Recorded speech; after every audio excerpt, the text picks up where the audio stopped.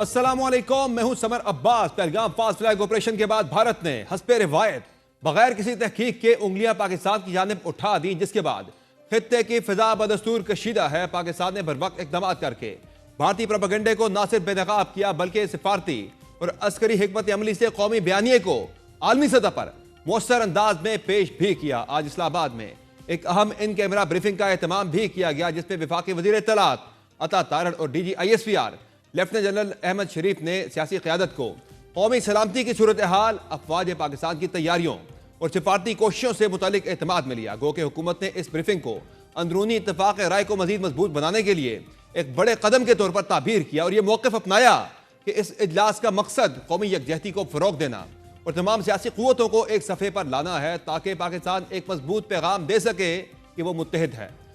تاہم تحریک انصاف نے حکومت کی اس اہم بریفنگ میں شرکت سے معذرت کر لی۔ پہلے پاکستان تحریک انصاف نے یہ موقف دیا کہ ان کو اس بریفنگ میں شرکت کا کوئی دعوت نامہ موصول نہیں ہوا۔ چیئرمین پی ٹی آئی بیرسٹر گوہر سمیت دیگر پارٹی رہنماؤں کا کہنا تھا کہ اگر باضابطہ دعوت دی گئی تو پارٹی فیصلہ کرے گی کہ شرکت کرنی ہے یا نہیں۔ تاہم بعد میں پاکستان تحریک انصاف کی سیاسی کمیٹی نے حتمی فیصلہ سناتے ہوئے اس اجلاس میں شرکت سے انکار کر دیا۔ تحریک انصاف کی سیاسی کمیٹی کی جانب سے جاری اعلامیہ کے مطابق پاکستان تحریک انصاف کا واضح موقف ہے کہ کسی بھی بیرونی جارحیت کی صورت میں ملک اور قوم کے دفاع کے لیے صف اول میں کھڑے ہوں گے۔ اعلامیہ کے مطابق پاکستان تحریک انصاف سمجھتی ہے کہ حالیہ حساس حالات میں حکومت کو فوری طور پر آل پارٹیز کانفرنس بلانی چاہیے تھی، تاکہ تمام قومی جماعتوں کو اعتماد میں لے کر ایک مشترکہ لائحہ عمل ترتیب دیا جاتا۔ اعلامیہ میں مزید کہا گیا ہے کہ بدقسمتی سے حکومت نے یہ موقع ضائع کیا۔ نہ صرف اے پی سی نہیں بلائی بلکہ اس کی جگہ ایک حکومتی وزیر کی طرف سے یک طرفہ بریفنگ دی جا رہی ہے۔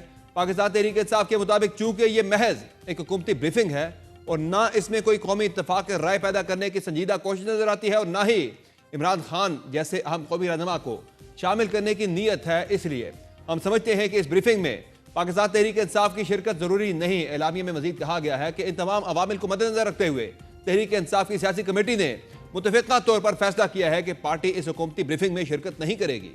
تحریک انصاف کے اس فیصلے کے بعد یہ خبر بھی سامنے آئی کہ حکومت نے چیئرمین پاکستان تحریک انصاف بیرسٹر گوہر اور صاحبزادہ حامد رضا کو اس بریفنگ میں شرکت کی دعوت دی۔ تاہم ان رہنماؤں نے سیاسی کمیٹی کے فیصلے کی روشنی میں حکومتی بریفنگ میں شرکت نہ کرنے کا فیصلہ کیا۔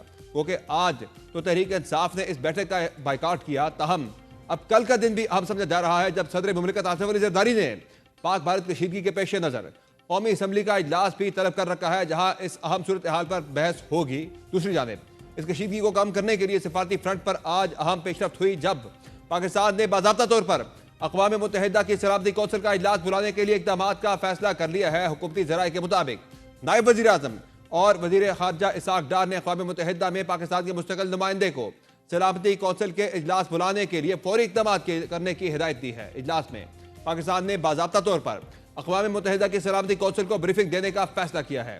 ایرانی وزیر خارجہ عباس عراقچی کل پاکستان پہنچ رہے ہیں اور ان کے بھارت کے دورے کا بھی امکان ہے۔ واضح رہے کہ ایران خطے میں کشیدگی کم کرنے کے لیے ثالثی کی پیشکش بھی کر چکا ہے۔ دوسری جانب سفارتی سطح پر بھارت کو بظاہر پسپائی کا ہی سامنا ہے۔ بھارت کے اپنے اہم اتحادی روس نے بھی کشیدگی کم کرنے اور پاکستان سے مذاکرات کرنے پر زور دیا ہے۔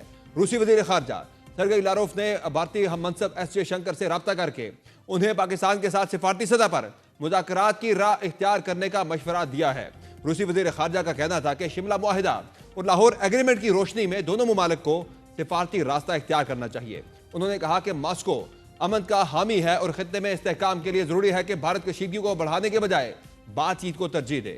واضح رہے کہ اس سے قبل چین، ترکیہ اور یورپی یونین بھی پاکستان کے موقف کی حمایت کر چکے ہیں، جبکہ امریکہ بھی جارحیت بڑھانے سے باز رہنے کا موقف اپنایا ہوا ہے، جبکہ پاکستان نے ایک بار پھر بھارت کو خبردار کیا ہے کہ کسی بھی جارحیت کی صورت میں ایٹمی ہتھیاروں سمیت تمام عسکری قوت سے جواب دیا جائے گا۔ روس میں تعینات پاکستانی سفیر محمد خالد جمالی نے واضح کیا ہے کہ پاکستان کے پاس بھارت کے جنگی منصوبوں کے ٹھوس انٹیلیجنس شواہد موجود ہیں اور یہ خطرہ حقیقت بن سکتا ہے۔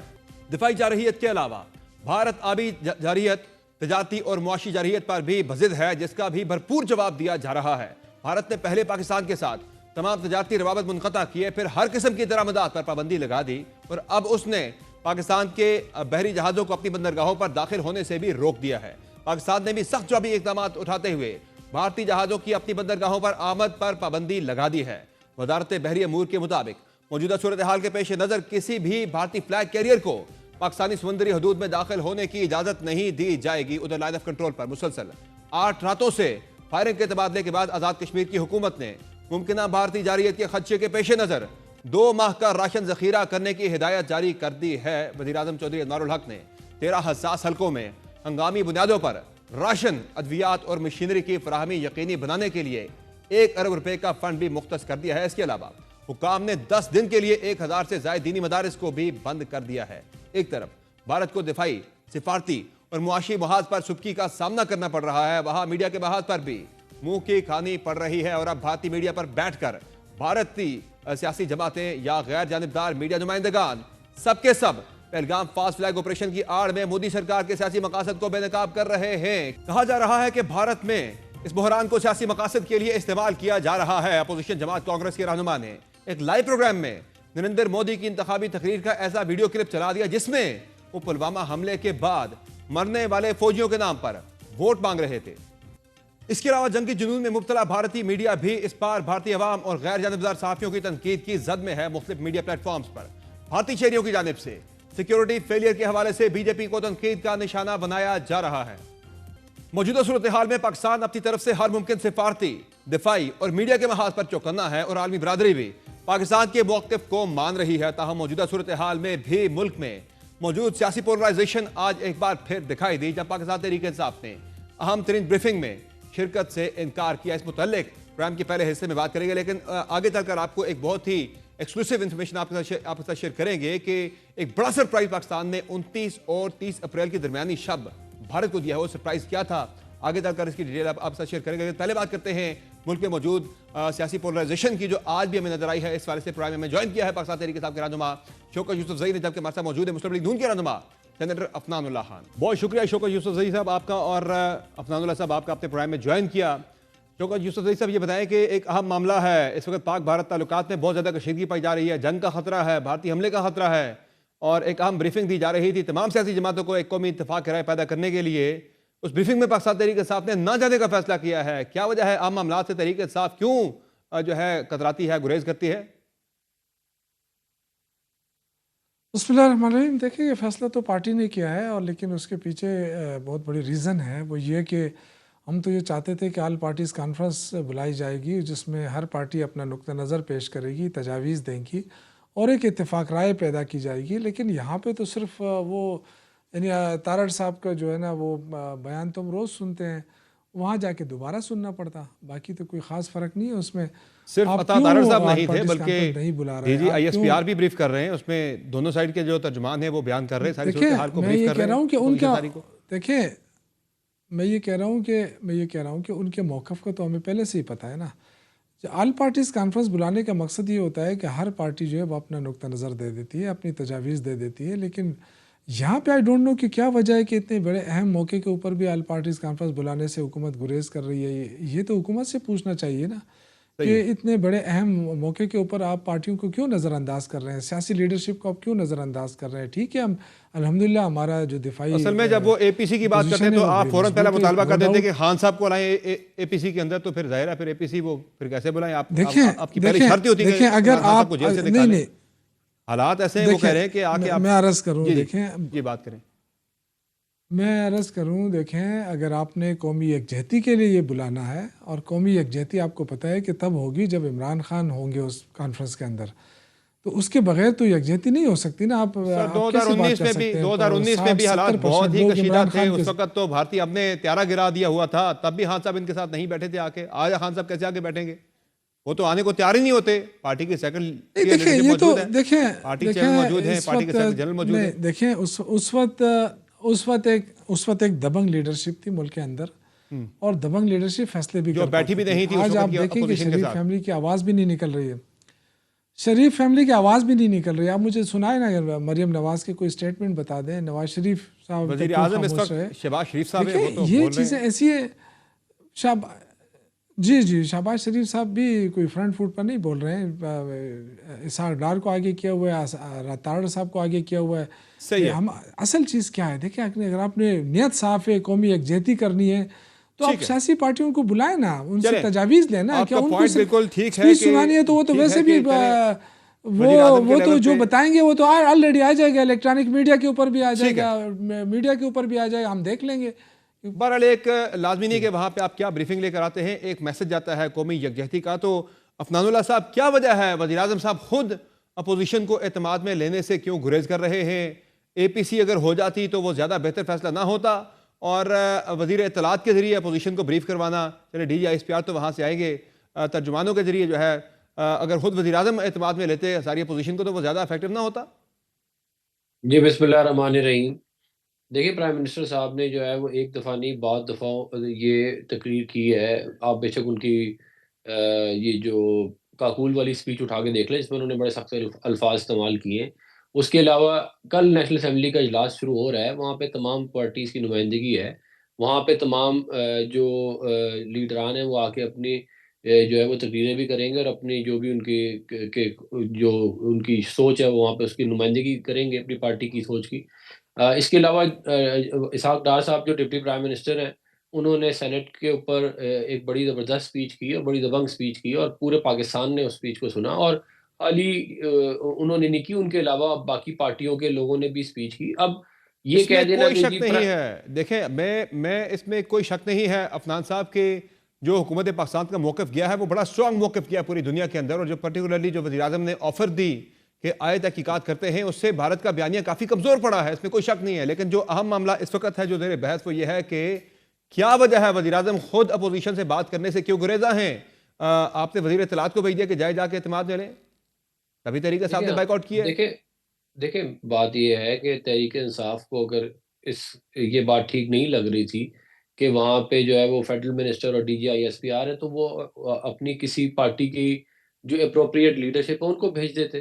ہم نے کون سا کہا تھا کہ آپ جو ہے وہ نمبر 1 بندے کو ہی بھیج دیں، آپ جو اس کے دعوت نامہ کورسپونڈنگ ہی بندہ آپ نے سمجھیں۔ پارٹی کے چیئرمین بیرسٹر پھر گوھر میری صاحب کو گزارش، دیا ہے، آپ نے دیکھیں جو بیرسٹر گور صاحب کسی اور کو نامینیٹ کر دیتے نا، ہاں وہ آ سکتے تھے۔ بات یہ ہے کہ اس وقت جو ہے وہ قومی یکجہتی کا وقت ہے، اس وقت جو ہے وہ جو لچ تلنے کا وقت نہیں ہے۔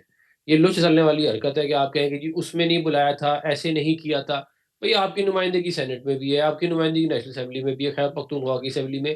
آل پارٹیز کانفرنس تو تب بلائی جاتی ہے جب آپ کے ملک میں کوئی پارلیمان وغیرہ کوئی بہت بڑا مسئلہ ہو سینٹ جائے، کے پارلیمان میں بھی ریزالو نہ ہو نہیں، بڑا سکے۔ معاملہ تو ہے، ہر جگہ بڑا معاملہ تو اس وقت بنا نہیں، ہوا ہے، میں ایک جنگ کی نہیں کیفیت میں ہے، ایک جنگ اس وقت جنگ ہمارے سر پہ دیکھیں کھڑی ہے، اور میں بھارت کے گزارش جو عزائم ہیں وہ بڑے ہی جو ہیں وہ منفی عزائم ہیں بھارت کے، تو ہم نے نمٹنا میں ہے اس اس پہ سے، وہ تو حملہ کرنے کی تیاری کر کے بیٹھا ہے، وہ تو کوئی مس ایڈونچر کی تیاری کر کے بیٹھا ہے، تو پوری میں قوم کو اعتماد میں گزارش لینا اس میں حرج نہیں ہے کوئی۔ یہ دیکھیں قوم کو اعتماد میں تو میں بتا رہا ہوں نا کہ سینٹ کے لیول پہ لیا جا سکتا ہے، نیشنل اسمبلی کے لیول پہ لیا جا سکتا ہے۔ یہ تو جو کوئی بات ہوتی ہے کہتے ہیں جی اے پی سی بلا لو، اور اے پی سی میں یس، عمران خان صاحب کو بلا تو لو۔ پھر آج کی اب یہ بریفنگ تو کوئی آپ کو بات بلانے نہیں کا ہوئی پھر ہے۔ مقصد کیا تھا؟ آج کی بریفنگ بلاتے ہی نا، آج پھر آپ قومی اسمبلی کا اجلاس کل نہیں ویسے ہم بھی نے ہو تو رہا اس ہے، لیے وہاں پہ انہیں بریف کر نہیں دیتے ساری ہم صورتحال یہ کو۔ چاہتے تھے، دیکھیں ان بریفنگز کے اندر بعض اوقات وہ باتیں بتائی جاتی ہیں جو ویسے نارمل آپ کو نہیں معلوم ہوتی۔ اس کے اندر آپ کو انٹرنل بریفنگ مل جاتی ہے، آپ کو پتہ چلتا ہے کہ ایکچولی ہماری افواج نے کیسے کیسے رسپونڈ کیا ہے، جو انڈیا نے اگریشن شو کی ہے جہاں جہاں پہ جن سیکٹرز میں، اور بہت ساری جو ڈیٹیل افنان صاحب انفارمیشن آپ کو مل جاتی۔ مجھے جو اعتراض نظر یہاں پہ آ رہا ہے پاکستان تحریک انصاف کا، اس میں وزن کسی حد تک نظر آ بھی رہا ہے، وہ کہہ رہے ہیں آپ وزیر اطلاعات کے ذریعے ہمیں بریف کروا رہے ہیں، کم از کم ڈپٹی پرائم دیکھیں منسٹر ہیں اسحاق ڈار صاحب جو کہ وزیر خارجہ بھی ہیں، وہ اویئر ہیں پوری صورتحال تو سے، وہ بریف کر انہوں نے دیتے ساری کیا اپوزیشن کو۔ نہیں انہوں نے دیکھیں سینٹ میں آگے سارے یہ لوگ بیٹھے ہوئے تھے جب انہوں نے آ کے اپنی پوری بات کی ہے، ساری کی ساری ڈیٹیل بریفنگ دی ہے، اور پھر انہوں نے کہا کہ جی پی ایم ایل این کی صحیح ہے، مریم نواز شریف صاحبہ کا بیان جو ہے وہ ریکارڈ کے اوپر ہے، انہوں نے بھی اس کے اوپر پوری بات کی ہے۔ اب مجھے سمجھ نہیں ٹھیک آتا ہے، کہ یہ کیا چاہتے ہیں کہ کس طرح کا بیان آئے تو یہ خوش ہوں۔ اور آپ نے بالکل درست کہا کہ اس سے زیادہ خراب معاملہ پلوامہ پہ تھا، اور عمران خان صاحب تو کسی سے ملتے ہی نہیں تھے، ایک دفعہ نہیں کئی دفعہ معاملہ بہت خراب ہوا، وہ تو کسی سے نہیں ملے۔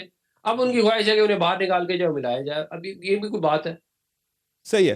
شوکت صاحب اس پہ رسپونڈ کیجئے گا، اور دوسرا یہ بتائیں کہ کل سے تو پاکستان تحریک انصاف جو ہے آپ کا جو اپوزیشن کا اتحاد ہے، تحریک تحفظ آئین پاکستان، آپ اس کے منشور کی طرف آپ بڑھ رہے ہیں آگے، تو حالات تو اس وقت جو ہے کچھ اور تقاضا کر رہے ہیں، آپ تو پھر اپنی سیاست کی طرف جا رہے ہیں، جیسے معاملات بالکل نارمل ہے، ملک کے اندر کچھ ہو ہی نہیں رہا، کوئی اتنا بڑا مسئلہ ہی نہیں ہے یہ۔ نہیں دیکھیں سیاست چلتی رہتی ہے، ملک کے اندر جنگیں بھی ہوتی ہیں، سیاست بھی ہوتی ہے، اور الیکشنز بھی ہوتے ہیں، یہ تو آپ کو پتہ ہے۔ ذمہ داران ممالک کے جمہوری اندر ملکوں سیاست میں کو یہ فی الحال جو چیزیں لگی رہتی اس ہیں، طرح لیکن کے اس طرح کے حالات کے اندر ہالٹ کر دیا جاتا ہے عرض سیاسی کرتا ہوں، سرگرمیوں کو۔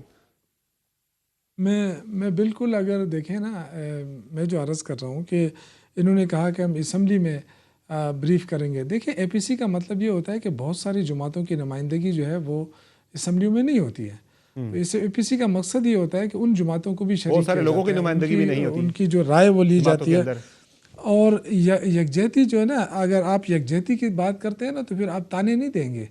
और पाकिस्तान की सबसे बड़ी पार्टी इस वक्त तहरीक इंसाफ है, और उसको जिस अंदाज से ये बुलाते हैं, जिस अंदाज से ये ट्रीट करते हैं, फिर उसके बाद ये जो तानाजनी करते हैं, तो ये कैसे, कहाँ से ये यकजहती लाएंगे? क्या मुस्लिम लीग नून का इतना बड़ा वोट है कि वो यकजहती पैदा कर लेंगे इमरान खान के बगैर या तहरीक इंसाफ के बगैर?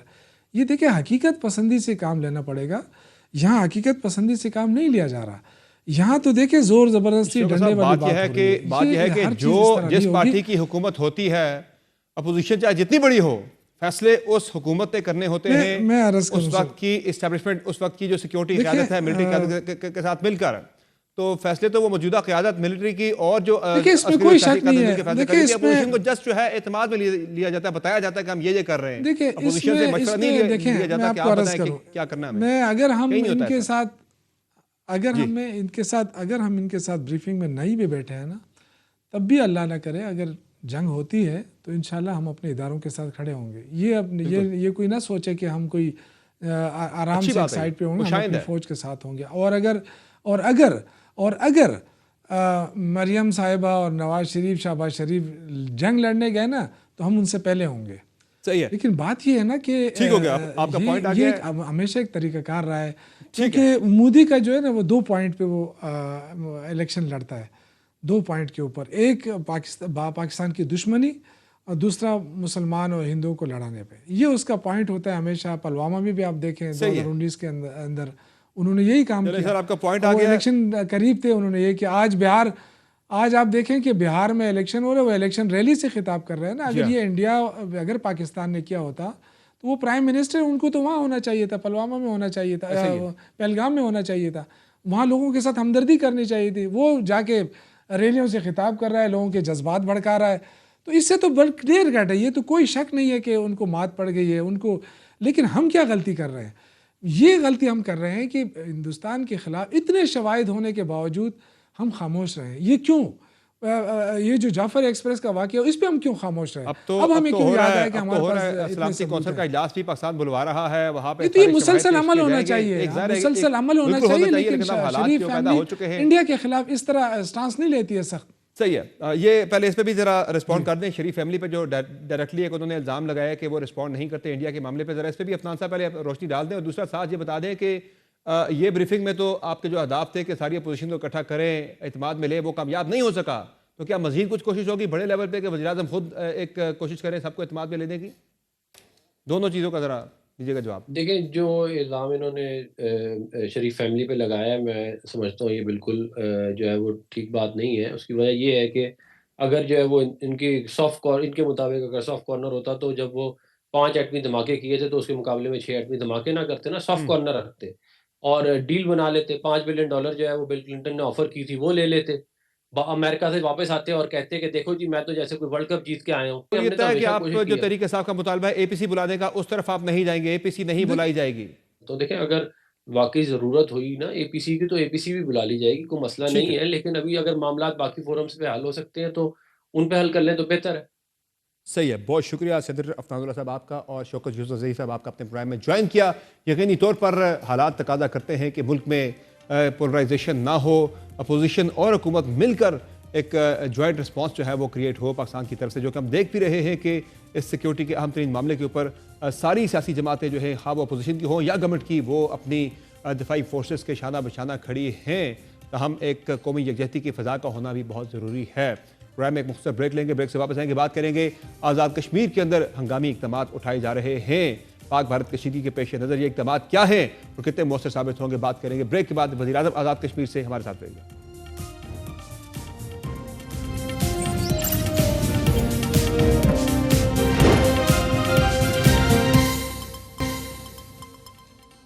वेलकम बैक नाज़रीन। आज़ाद कश्मीर इस वक्त फ्रंट डिफेंस लाइन का किरदार अदा कर रहा है पाक भारत कशीदगी में, और किसी भी किस्म की कोई अगर जारियत होती है भारत की तरफ से तो सबसे पहले जो है आज़ाद कश्मीर को ही जो है ये फेस करना है। हाँ, वो सर्जिकल स्ट्राइक होती है, सर्जिकल स्ट्राइक का ड्रामा रचाया जाता है, या कोई एयर स्ट्राइक होती है, زیادہ ولنریبل جو ہے وہ آزاد کشمیر کا علاقہ ہے. وہاں کی حکومت نے اس وقت کیا ہنگامی اقدامات اٹھائے ہیں اور خطرات کس طرح کے ہیں، بات کریں گے وزیر اعظم آزاد کشمیر جناب چودھری انوار الحق سے. سر بہت شکریہ آپ نے جوائن کیا پروگرام میں. یہ بتائیے گا کہ پاک بھارت کشیدگی تو بڑھتی جا رہی ہے اور آزاد کشمیر کے اندر بھی حالات کافی زیادہ حساس ہیں، اس وقت صورتحال کافی حساس ہے. کیا ہنگامی اقدامات اٹھائے ہیں آزاد کشمیر حکومت نے حالات کی حساسیت کو دیکھتے ہوئے، اور خطرات آپ کو کیا لگ رہا ہے کہ کون سے علاقے زیادہ ولنریبل ہیں اس وقت؟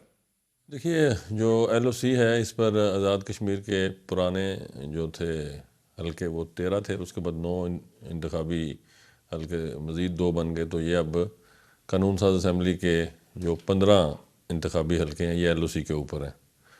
اور ایل او سی جیسا کہ آپ خود جانتے ہیں کہ ایل او سی پہ مسلح افواج پاکستان وہ جو ہیں ایل او سی کی نگہبانی کے لیے موجود ہیں. ہماری جو فارورڈ پوسٹس ہیں وہ مکمل طور پر مستعد ہیں، لیکن اگر کسی بھی جارحیت کی بھارت کوشش کرتا ہے تو جو سول پاپولیشن ہے وہ ہماری ولیج ڈیفنس کمیٹیز وہ پوری طرح الحمدللہ فعال ہیں.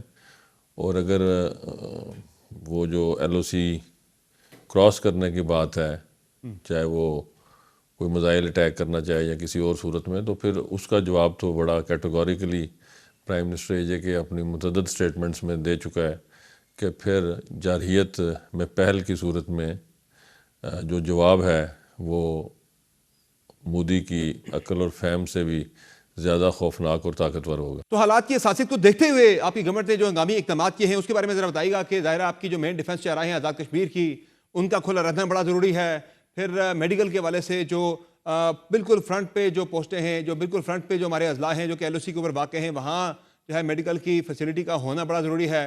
اور پھر راشن بھی آپ نے سٹاک کرنے کے لیے کہا ہے کہ 2 مہینے تک کا راشن سٹاک کر لی جائے. تو اس پہ ذرا یہ بھی بتائیے گا کہ راشن سٹاک کرنے کا جو آپ نے حکم دیا ہے اس سے لوگوں میں پینک سچویشن پیدا نہیں ہوگی؟ اور انتظامات کے بارے میں ذرا بتائیے گا.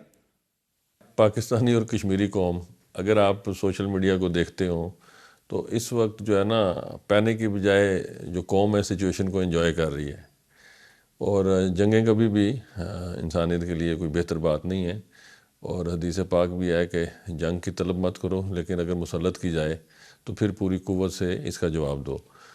جہاں تک جو آپ نے رسپانس کی بات کی تو کیبنٹ کی اسپیشل کمیٹی جو ہے وہ فار ایمرجنسی رسپانس قائم کر دی گئی ہے. ایمرجنسی رسپانس فنڈ جو ہے وہ 1 ارب کی لاگت سے قائم کر دیا گیا ہے.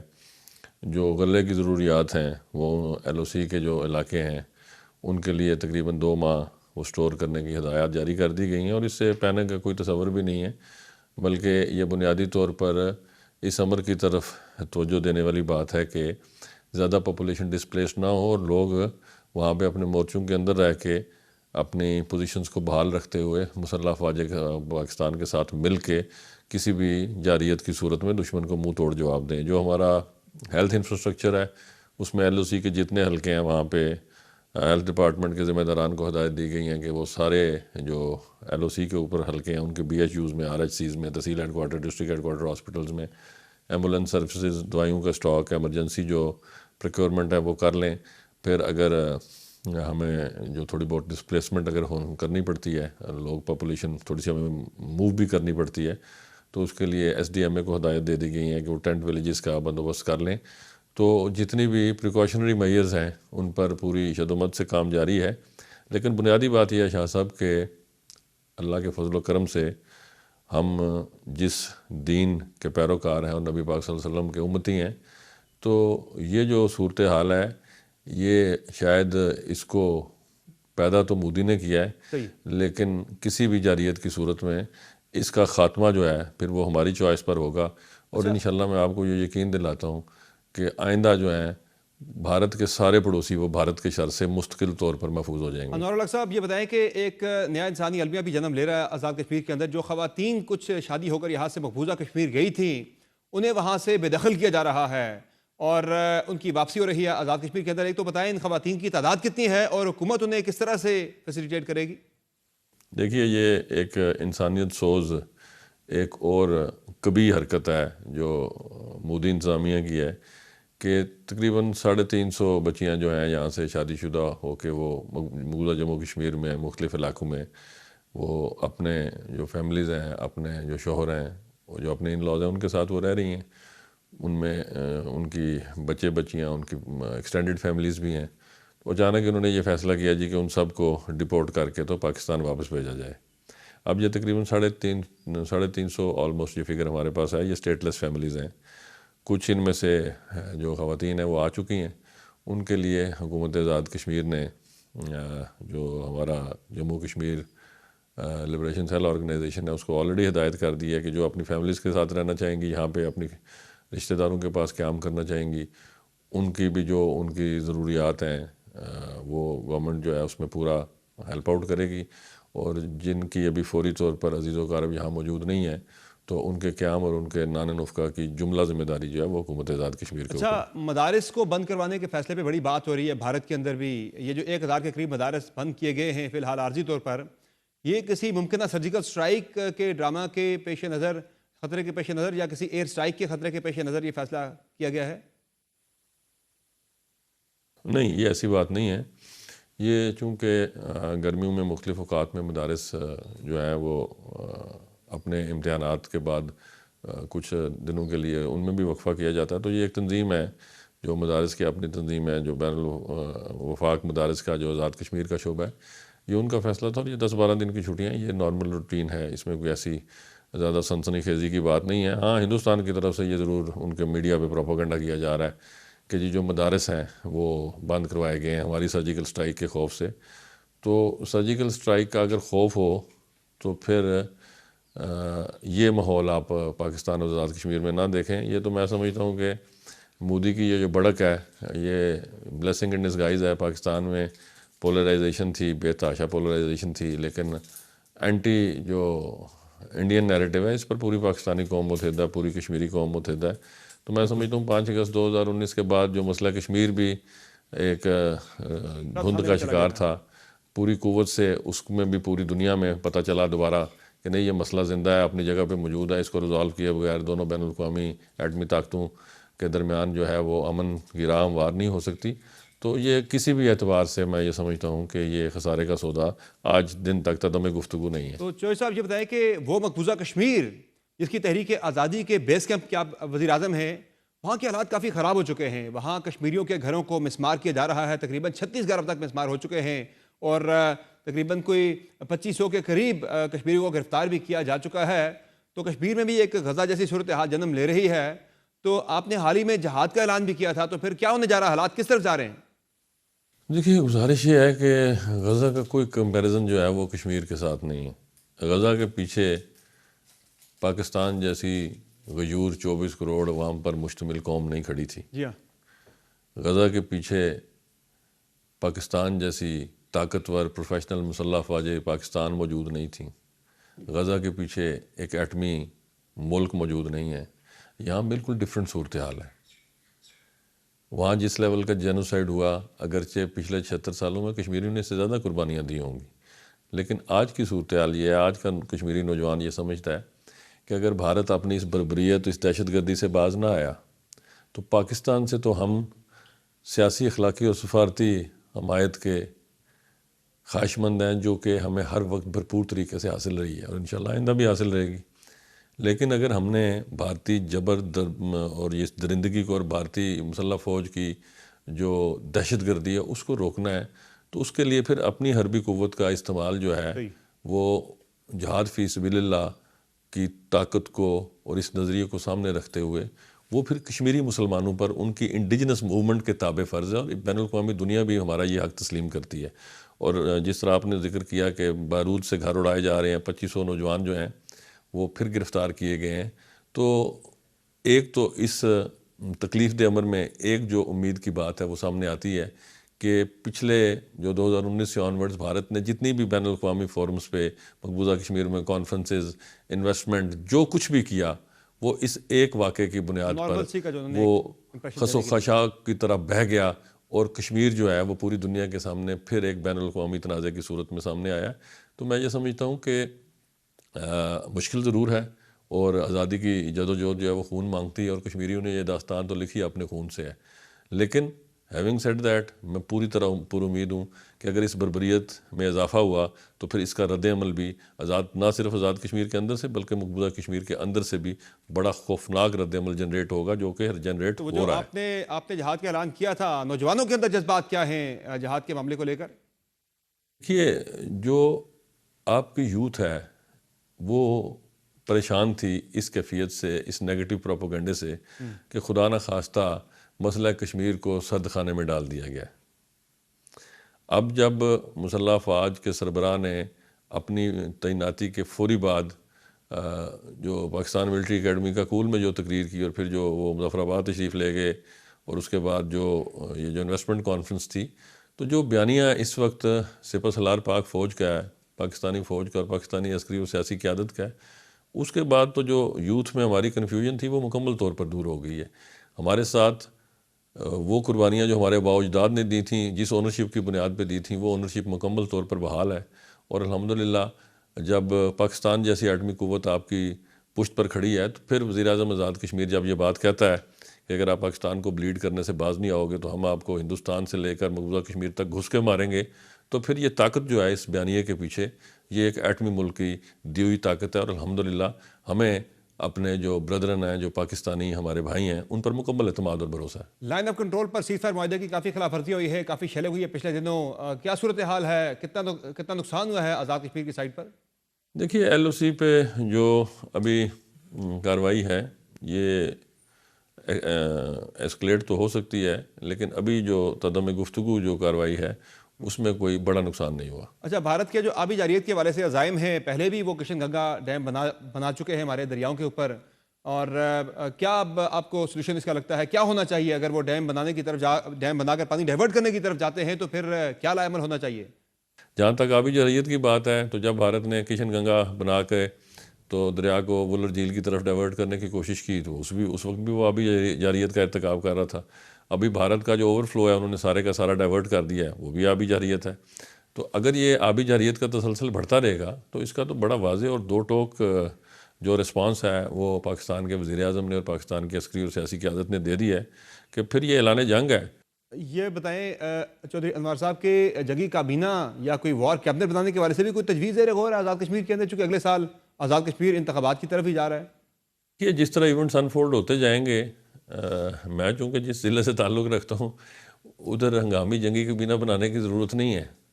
ہتھیار ہمارا پیشن بھی ہے، شوق بھی ہے، تو ابھی تو حسن ظن یہی ہے کہ ضرورت نہ پڑے، لائف کی نارملسی چلتی رہے، لیکن اگر پڑے گی تو پھر عمل کی صورت میں آپ دیکھیں گے کہ ہمارے نوجوان، ہماری جو آزاد کشمیر کی سیاسی قیادت ہے، یہ بھاگنا تو پاسبل ہی نہیں ہے نا۔ آپ نے اپنے گھر کو چھوڑ کے کدھر جانا ہے؟ صحیح ہے، بہت شکریہ چودھری انوار الحق صاحب، اپنے پروگرام میں اپنا قیمتی وقت دیا۔ ناظرین، آپ گفتگو سن رہے تھے چودھری انوار الحق وزیر اعظم آزاد کشمیر کی، جن کا کہنا ہے کہ جو پاک بھارت کشیدگی ہے اس کے پیش نظر کئی ہنگامی اقدامات آزاد کشمیر کے اندر اٹھائے گئے ہیں۔ پروگرام میں ایک مختصر بریک لیں گے، بریک سے واپس آئیں گے، بہت ہی اہم سیگمنٹ کی طرف ہم بڑھیں گے اور بات کریں گے کہ 29 اور 30 اپریل کی درمیانی شب جو بھارتی رافیل طیاروں کی فارمیشن لائن آف کنٹرول کے قریب آئی، اس رات ایسا کیا ہوا کہ وہ وہاں سے واپس چلے گئے اور آگے نہیں بڑھ سکے؟ ایک بڑا سرپرائز دیا پاکستان ایئر فورس نے، وہ سرپرائز ایگزیکٹلی تھا کیا؟ یہ اہم ترین ڈیٹیلز بریک کے بعد آپ سے شیئر کریں گے، ہمارے ساتھ رہیے۔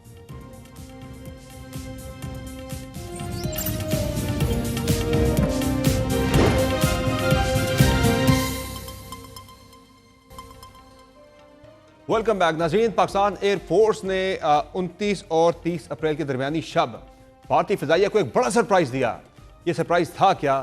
بیسیکلی بھارتی فضائیہ کے رافیل طیاروں کی ایک فارمیشن تھی جو کہ لائن آف کنٹرول کی طرف بڑھ رہی تھی، اور اس دوران جو ان کے پائلٹ سے ان کی کمیونیکیشن جو ہے اس میں ڈسرپشن ہوئی، جیم کر دی گئی ساری کمیونیکیشن، جس سے وہ پائلٹ بوکھلا گئے اور انہوں نے اپنے طیاروں کو امبالہ جہاں سے اڑے تھے وہاں لینڈنگ کے بجائے انہیں سری نگر کی اسٹرپ کے اوپر لینڈ کرنا پڑا۔ یہ سب ہوا کیا اور وہ ٹیکنالوجی ہے کیا جس کی وجہ سے اپنے بھارت کو سرپرائز دیا؟ اسی پہ مزید بات کرنے کے لیے پروگرام میں جوائن کیا ہے ایئر کمانڈر ریٹائرڈ خالد چشتی صاحب نے۔ سر بہت شکریہ آپ نے جوائن کیا پروگرام میں۔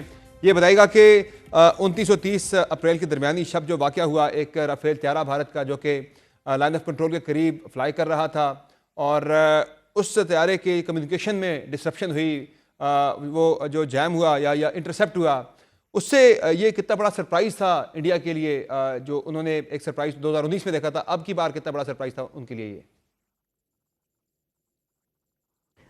تھینک یو ویری مچ سمر صاحب مجھے انوائٹ کرنے کا. اس میں کوئی شک نہیں کہ پاک فضائیہ تھرو آؤٹ اپنے آپ کو ہائیسٹ ریڈینس پہ پہلے بھی رکھتی آئی ہے اور آج کل تو ہائیسٹ الرٹ پہ ہے ٹو مائی نالج.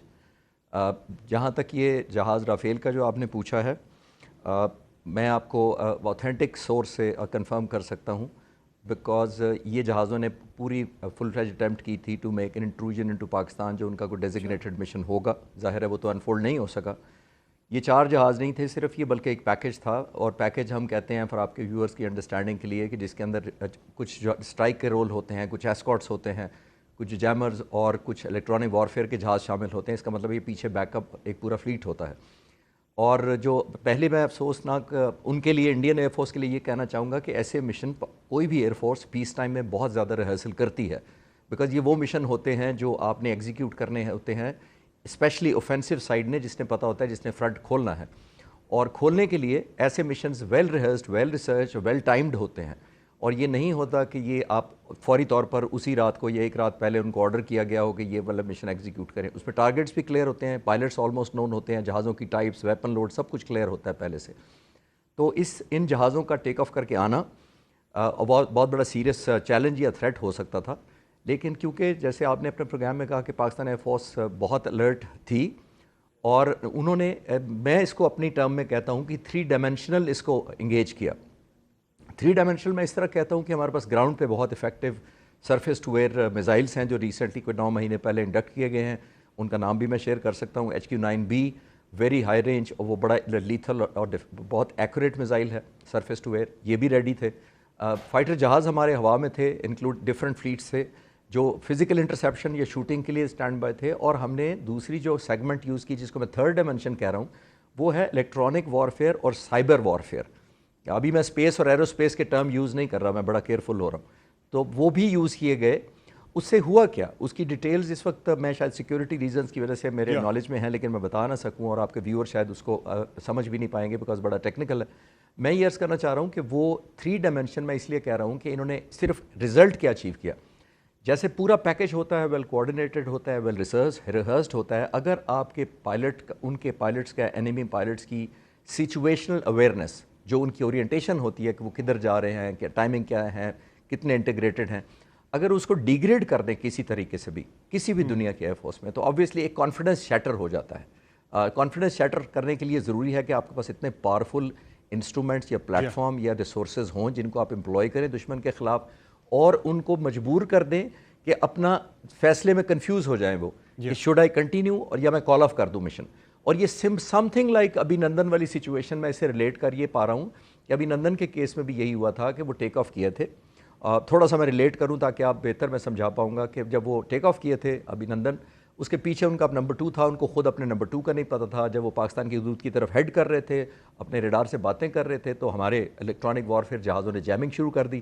اور اتنی ویل ٹائم جیمنگ تھی کہ انہوں نے یہ تو پتہ تھا کہ انہیں اس طرف ہیڈ کرنا ہے، لیکن ان کو یہ نہیں پتہ تھا کہ جب ان کا ریڈار کنٹرولر چیخ کے کہہ رہا تھا کہ بہت سارے پاکستانی فائٹر جہاز موجود ہیں، واپس مڑو، تو وہ کالیں اس تک نہیں پہنچی، جس کی وجہ سے وہ کنٹینیو کیا. اس نے پاکستان کی سرحد میں آیا اور ریسٹ از اے ہسٹری.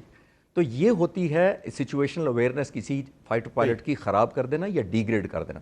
پاک فضائیہ کے پائلٹس نے، کنٹرولرز نے، ایئر ڈیفنس کنٹرولرز نے، سائبر وارفیئر میں سب کو کریڈٹ دوں گا ایز اے ٹیم. انہوں نے اتنا افیکٹولی اس کو انگیج کیا اور اس کی، جیسے میں نے کہا، اورینٹیشن یا سچویشنل اویئرنیس یا کانفیڈنس اتنا بری طرح شیٹر کیا کہ نہ صرف انہوں نے اپنا مشن کال آف کیا بلکہ اپنے ہوم بیس پر بھی لینڈ کرنے سے پہلے انہوں نے سمجھا کہ پتہ نہیں کیا ہو جائے گا. انہوں نے پروٹوکول یہی ہوتا ہے، میں پروٹوکول یہی ہوتا ہے خالد چشتی صاحب کہ آپ جہاں سے اڑتے ہیں آپ نے وہیں لینڈ کرنا ہوتا ہے عموماً. Absolutely unless it is a battle damage ہو. جی اگر آپ کا کوئی بیٹل ڈیمیج ہو گیا ہو، کوئی جہاز ہٹ ہو گیا ہو جس کی وجہ سے آپ فلائٹ جاری نہ اتنی دور تک رکھ سکیں، پھر آپ اپنے بیس پہ نہیں جاتے. اور دوسرا ہوتا ہے کہ اگر کامبیٹ میں آپ کی انگیجمنٹ ہو گئی ہے اور فیول کسی وجہ سے اتنا کم ہو گیا ہے کہ آپ کے لیے مشکل لگ رہا ہے کہ اس بیس تک پہنچے، تب آپ لینڈ کرتے ہیں. یہ تو جہازوں سے فل تھے، ابھی تو یہ مشن شروع ہوا تھا ان کا. نارمل سرکمسٹانسز میں جو ہے جہاں سے آپ ٹیک آف کرتے ہیں آپ نے وہیں لینڈ کرنا ہوتا ہے، لیکن یہ امبالہ سے اڑے اور سری نگر کی اسٹرپ پہ انہیں لینڈ کرنا پڑا، اتنا وہ گھبرا گئے. جی بالکل، جی ایسا ہی، بالکل ایسا ہی ہوا. جی تو کیا سر یہی سرپرائز فیکٹر ہے کہ بھارت کو مزید ایسی کسی انکرجن سے روکے ہوئے ہے؟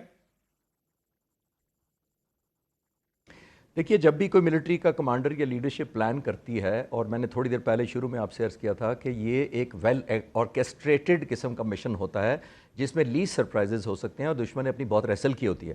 اگر اس مشن میں بھی وہ ایگزیکیوٹ نہیں کر سکے کامیابی سے، تو جو ڈے ٹو ڈے اگر خدا نخواستہ جنگ چھڑتی ہے، یہ ایسے مشن ہوتے ہیں، اس کے اندر ایک اور بڑا سیریس ایلیمنٹ ایڈ ہو جاتا ہے جس کو ہم کہتے ہیں fog of war.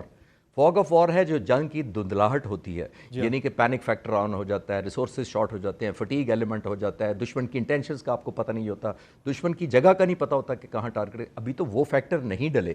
Fog of وار میں بہت سارے ڈیسیژن اوور ججمنٹ بھی کے سینس میں اوور ریئیکٹ کر جاتا ہے، دوسری سائڈ کر جاتی ہے، and some time you under react. اور یہ وہ سیگمنٹ ابھی نہیں شامل. ایک اور میں آپ کے ناظرین کی انڈرسٹینڈنگ کے لیے بتاتا چلوں کہ جو فورس. جی آپ سوال کیجیے. جی آپ مکمل کر لیں بات.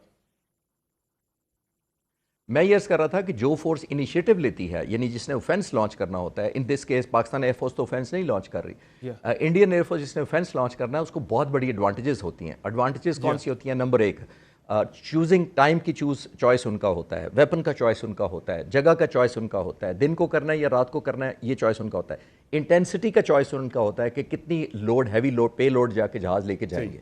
تو اگر 5 سرپرائزز یا انیشیٹو آپ کے ہاتھ میں ہیں تو ڈیفینسو نے تو صرف ریئیکٹ کرنا ہے. ہم نے تو ریئیکٹیو موڈ میں ہے، نہ ہمیں دشمن کی ٹینشن پتہ ہے، نہ جگہ پتہ ہے، نہ ویپن پتہ ہے، نہ ایئر کرافٹ پتہ ہے، نہ ہمارے اگینسٹ لوکیشن پتہ ہے. تو یہ اس کے باوجود پاکستان ایئر فورس کو بہت بڑا کریڈٹ جاتا ہے کہ اس سرپرائز اتنے بڑے کو انہوں نے تھاٹ آف کیا ہے اور آبویسلی ان کو ڈیفیٹ کرنے پہ یا پل بیک کرنے پہ مجبور کر دیا. صحیح ہے. تو سر وہ جو ایک نریندر مودی کو تھا کہ رافیل طیارے ہمارے پاس اگر ہوتے، وہ جو 2019 میں انہوں نے بیان دیا تھا، تو صورتحال یہ نہ ہوتی جو ہوئی تھی اس وقت. ابھی نندن والا جو ایپیسوڈ ہوا تھا، تو اب تو رافیل طیارے آ بھی گئے ہیں، تو پھر وہ جو زوم تھا رافیل طیاروں والا وہ تو پھر ٹوٹ گیا. وہ اس ٹیکنالوجی کی وجہ سے ٹوٹا ہے یا پھر ہمارے جو J-10C ہیں ان کی وجہ سے یہ زوم ٹوٹا ہے؟ یہ کوئی خدا کی طرف سے کمبینیشن ہی ہے جی. میں ہمدردی کر سکتا ہوں ان کے ساتھ جنہوں نے 2019 میں کہا اور 2021 میں جہاز لے لیے اور اپنا ایک ٹیکنالوجیکل ایج لے لیا. ایئر فورس چیف نے ایک بہت کوئک جس کو کہتے ہیں ایمرجنسی ڈیسیژن لیا اور تقریباً 2022 مارچ میں ہم نے یہ جہاز J-10C انڈکٹ کیے. اور صرف جہاز نہیں انڈکٹ کیے بلکہ ان کے ساتھ ہم نے جو میزائل خریدے وہ اپارٹ فرام PL-10 اور PL-12 جو خطرناک ہے، PL-15 سب سے زیادہ خطرناک ہے جس کی رینج اس میٹیور 150 کے نسبت 200 کلومیٹر پلس ہے.